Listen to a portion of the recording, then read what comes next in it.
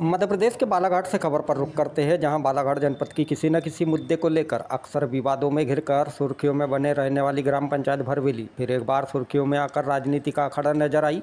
यहां सरपंच की कार्यप्रणाली से नाराज उप सरपंच के साथ 13 पंच बुधवार 29 अक्टूबर से ग्राम पंचायत के सामने अनिश्चितकालीन धरने पर बैठ गए, जिनके द्वारा सरपंच पर पंचायत में भ्रष्टाचार किए जाने के गंभीर आरोप लगाने के साथ ही जनपद पंचायत बालाघाट के सीईओ की कार्यप्रणाली पर भी सवाल खड़े किए गए।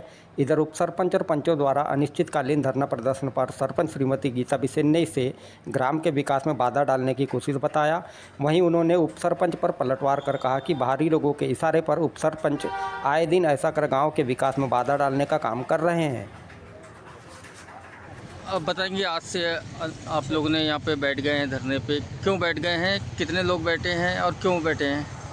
मैं राजेश माहेश्वर, ग्राम पंचायत भरवेली उप सरपंच। हम लोग धरना 13 पंच हम लोग बैठे हैं। आज से पहला दिन है। जब तक हमारी मांगें पूरी नहीं होती तब तक हम लोग लगातार ऐसी कर देंगे।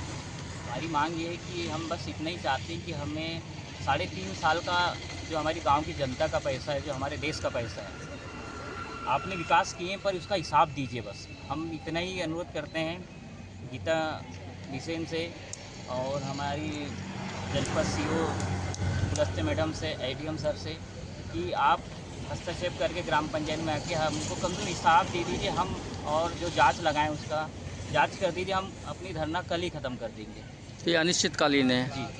क्या ज़रूरत पड़ी? क्या प्रशासन नहीं सुन रहा है? क्या वजह पड़ेगी भाई आप लोग को बैठना पड़ा? 17 या 18 आवेदन है हम जो जांच के लगाए अभी तक, उस पर कोई जांच टीम आई नहीं है, जांच गठित हुई नहीं है। हम लोग बहुत ज़्यादा परेशान हो चुके हैं। बगैर प्रशासनिक स्वीकृति के और बगैर अनुमोदन के सचिव बिल निकाल रहा है। अभी 11 लाख रुपए भी 1 महीने ही नहीं हुए सचिव का 11 लाख अरण हो गया बिल, बिना स्वीकृति अनुमोदन के।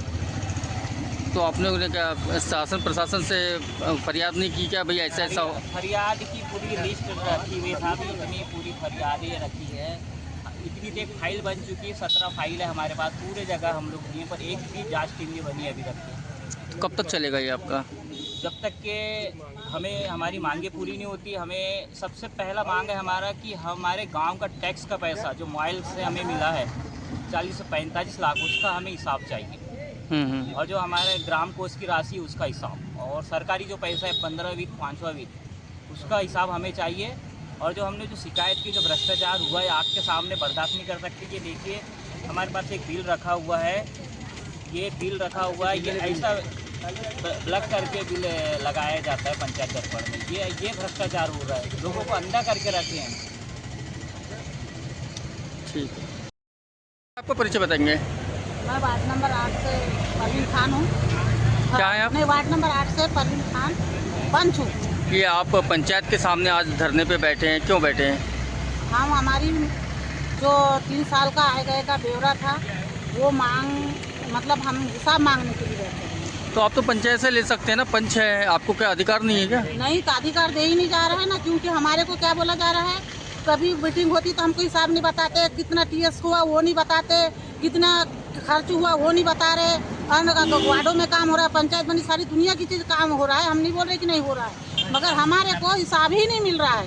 कितने चीज़ में कितना पैसा खर्च हुआ, कितने कहाँ का कितना टीएस हुआ, कितने का क्या हुआ, ये हमें कुछ नहीं मालूम। तो सरपंच नहीं दे रही तो आपको सचिव से मांग लेना चाहिए। सचिव भी नहीं बोलता है, तो सचिव तो ऐसा करता है कि कभी 8 दिन तो ये, तो महीना भर में वो, यानी सचिव चेंज होते रहते हैं। यहाँ की जो सीओ साहब है, वो सीओ साहब जनपद सीओ जो है भ्रष्टाचार करवाती, बार सीओ को भेज सचिव को भेज करके। अच्छा, नए बदल देते हैं, नियम बदल देते हैं। आप बताओ कैसा करें? कब तक बैठेंगे फिर? अभी देखो, जब तक हमारे को इंसाफ मिलेगा नहीं, जब तक हम हटेंगे नहीं यहाँ से। आज कोई पंचायत से कोई बात हुई थी या कोई आए थे क्या? कोई नहीं आए। प्रशासन के लोग कोई अगर आए थे क्या? नहीं आए। अच्छा, कोई नहीं आए। सूचित कर दिए थे आप लोगों ने कि आप लोग अनिश्चितकालीन कर? सूचित कर दी है।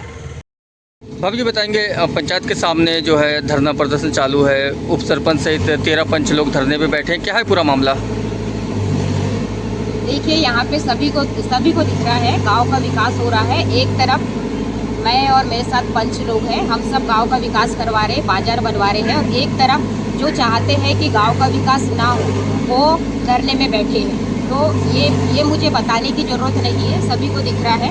उनकी उनकी मंशा क्या है मुझे नहीं मालूम। वो यानी जो मुद्दे रखते हैं सब कुछ हमने आय व्यय का ब्यौरा, हमने हर बार मीटिंग होती है, मीटिंग में सचिव आय व्यय का ब्यौरा बताते हैं। अभी उतनी बड़ी ग्राम सभा हुई, विशेष ग्राम सभा, उसमें हमारे सचिव ने पूरा 3 साल का आय व्यय का ब्यौरा दिया। सब कुछ होने के बाद भी आए दिन वो उनका ये रहता है कि सरपंच काम ना करे। हमारे उप सरपंच का कहना है कि महिला सरपंच है तो मेरे चंगुल में क्यों नहीं आ रही, मुझसे दबके क्यों नहीं चल रही है। इसलिए वो आए दिन ऐसा करते हैं और यानी बाहरी लोगों से वो प्रेरित होते हैं, बाहरी लोगों की सुनते हैं और उन्हीं के चलते ये सब आए दिन करते रहते हैं। क्योंकि यहाँ पे बरवेली में पहले सट्टा जुआ चलता था, हमने सट्टा जुआ बंद करवाए। ये पंचायत यहाँ 15-20 साल से पंचायत नहीं थी, हमने पंचायत बनवाए तो ये सब लोग मिल गए हैं और वो चाह रहे हैं कि सरपंच का घर टूटे, सरपंच पद से हटे और यहाँ पे हम बरवेली में फिर से राज करें। यहाँ तक हो गया है कि कभी भी मेरे और मेरे पति की जान भी जा सकती है, क्योंकि आए दिन इन लोग का कुछ न कुछ इन लोग हादसे करते ही रहते हैं। मगर हमारा विकास कार्य है तो हम विकास कार्य कर रहे हैं और लोगों को दिख रहा है। अभी बाजार चौक अभी तक बन जाता मगर इन लोगों के कारण नहीं बना है और मुझे अब लाइब्रेरी बनाना है। मेरे पास सिर्फ 1.5 साल बचा है और मैं चाह रही हूँ कि लाइब्रेरी का कक्ष तो खड़ा हो गया है मगर उसमें बच्चों के लिए सिस्टम और पूरा फर्नीचर के लिए मुझे पैसों की ज़रूरत है कुछ। तो वहाँ पे मैं चाह रही हूँ अपने रहते में लाइब्रेरी खुल जाए, हमारे गांव के बच्चे वहाँ पे पढ़ें और उनको पूरी सुविधा मिले। तो उसके लिए मैं सभी से सहयोग लेके जनता से वहाँ पे लाइब्रेरी। भाभी जी, जैसे आप बता रहे कि भाई हिसाब दिया जाता है, उनका कहना है कि 3.5 सालों से हिसाब नहीं दिया गया है। आज क्या कोई बात करने गए थे कि आप लोग पंचायत के कि भाई आप लोग क्यों बैठे हो, क्या वजह है या कुछ क्या गलतफहमी है उसे दूर करते हैं, ऐसा कुछ?